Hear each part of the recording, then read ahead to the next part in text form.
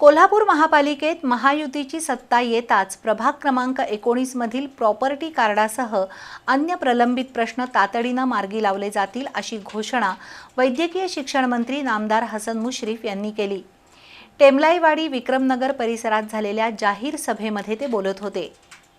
कोल्हापूर महापालिकेच्या प्रभाग क्रमांक 19 क मधून राष्ट्रवादी काँग्रेसच्या जहिदा मुजावर निवडणूक रिंगणात आहेत।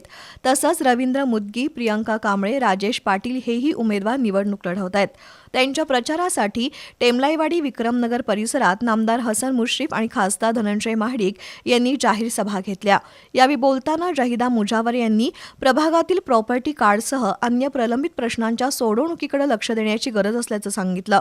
त्याचा संदर्भ घेत नामदार मुश्रीफ यांनी कोल्हापूर महापालिकेत महायुतीची सत्ता येताच प्राधान्यानं प्रभागातील हे प्रश्न सोडवण्यासाठी लक्ष घालू असं घोषित केलं। खासदार धनंजय महाडिक यांनी बोलताना संपूर्ण कोल्हापूर शहरात 12ही महिने मुबलक पाणी मिळेल, शहरातील प्रमुख रस्ते सिमेंट काँक्रीटचे असतील असं जाहीर केलं। केंद्रात आणि राज्यात भाजप सत्तेत असल्यानं कोल्हापूरच्या विकासात कोणतीही अडचण येणार नाही, त्यासाठी महापालिकेतही महायुतीची सत्ता येणं गरजेचं आहे।